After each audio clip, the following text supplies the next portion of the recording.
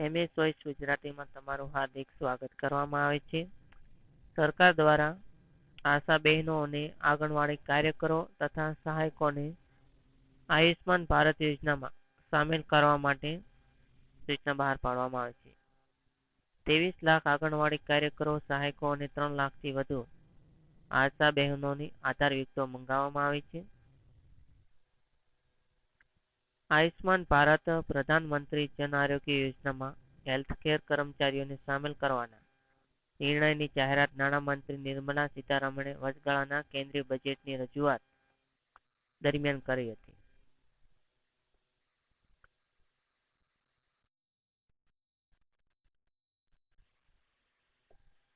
કેન્દ્ર સરકારે માન્યતા પ્રાપ્ત સામાજિક આરોગ્ય કાર્યકર્તાઓ, આશાઓ, આંગણવાડી કાર્યકરો અને હેલ્પરોને આયુષ્માન ભારત યોજના હેઠળ આરોગ્ય સારવાર માટે મફત કવરમાં સમાવવાનો નિર્ણય જાહેર કર્યા પછી આરોગ્ય મંત્રાલયે અત્યાર સુધીમાં 23 લાખ આંગણવાડી કાર્યકરો, હેલ્પરોની આધાર વિગતો મંગાવીને મેળવી છે.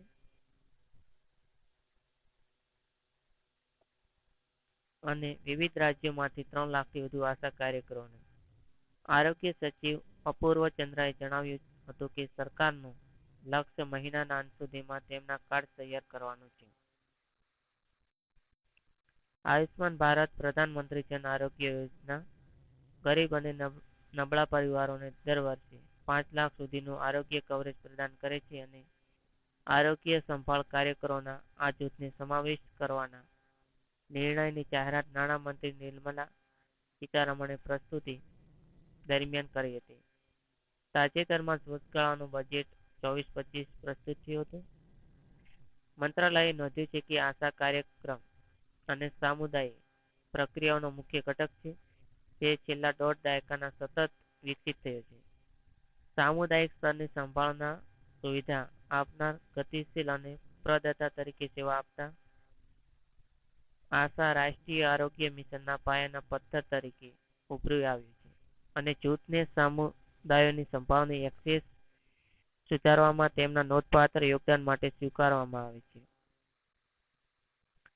આશાએ રાષ્ટ્રીય સ્વાસ્થ્ય મિશન હેઠળ આરોગ્ય અને સ્વચ્છતા સમિતિઓ, મહિલા આરોગ્ય સમિતિ, સમુદાય આધારિત આયોજન અને દેખરેખ જેવા સમુદાય પ્લેટફોર્મનો પણ એક મહત્વપૂર્ણ ઘટક છે. કોવિડ-19 નિવારણ અને વ્યવસ્થાપન માટે દેશના પ્રતિભાવમાં આશા મહત્વની ભૂમિકા ભજવી રહી છે. કોવિડ-19 સંબંધિત કાર્યો કરવા ઉપરાંત આશાએ આવશ્યક આરોગ્ય સેવાઓને એક્સેસ કરવા માટે સમુદાયના સભ્યને પણ સમર્થન આપવાનું ચાલુ રાખ્યું છે. શ્રી ચંદ્રાએ ઉમેર્યું છે કે આરોગ્ય મંત્રાલય દ્વારા બહાર પાડવામાં આવેલા આંકડાઓ અનુસાર 31મી ડિસેમ્બર 2023 સુધીમાં દેશમાં 13 લાખથી વધુ આંગણવાડી કાર્યકરો અને 10 લાખથી વધુ આંગણવાડી સહાયકો હતા.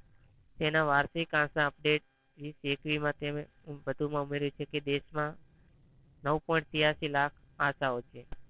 35 રાજ્યો અને કેન્દ્રશાસિત પ્રદેશોમાં 10.35 લાખના લક્ષ્યાંક સામે, એટલે કે ગોવા અને ચંદીગઢ સિવાયના તમામ દેશ વિશ્વનો સૌથી મોટો સામુદાયિક સ્વયંસેવક કાર્યક્રમ બનાવે છે. ભારતમાં હાલમાં 12 કરોડ પરિવારોને અનુરૂપ 55 કરોડ વ્યક્તિઓ આયુષ્માન ભારત યોજના હેઠળ આવરી લેવામાં આવ્યા છે. સરકારી આંકડાઓ અનુસાર જ્યારે એબીપીએમજે લાગુ કરતા ઘણા રાજ્યો, કેન્દ્રશાસિત પ્રદેશોએ તેમના પોતાના ખર્ચે લાભાર્થીને આધારને વધુ વિસ્તૃત કર્યો છે. ડિસેમ્બર 2023 સુધીમાં અંદાજે 28.45 કરોડ આયુષ્માન કાર્ડ બનાવવામાં આવ્યા છે અને આ યોજના હેઠળ કુલ 6.11 કરોડ હોસ્પિટલમાં પ્રવેશ માટે 78,188 કરોડની રકમ અધિકૃત કરવામાં આવી છે,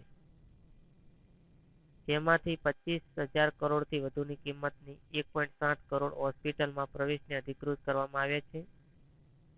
વર્ષ 23 એટલે કે જાન્યુઆરી થી ડિસેમ્બર 23 સુધીમાં એબીપીએમજે હેઠળ કુલ 11,813 ખાનગી હોસ્પિટલો સહિત કુલ 26,901 હોસ્પિટલોને યોજનાના લાભાર્થીઓને આરોગ્ય સંભાળ સેવાઓ પૂરી પાડવા માટે પેનલમાં મૂકવામાં આવી છે અને આ યોજનાનો બનાવેલ કુલ આયુષ્માન કાર્ડમાં આશરે 49% હિસ્સો ધરાવતી મહિલાઓ સાથે આરોગ્ય સંભાળ સેવાઓમાં લિંગ સમાનતા સુનિશ્ચિત કરી છે અને કુલ અધિકૃત હોસ્પિટલમાં પ્રવેશના આશરે 48% સરકારી ડેટા મુજબ જાણવામાં આવે છે.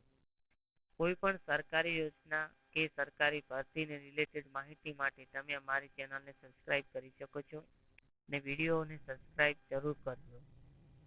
આભાર.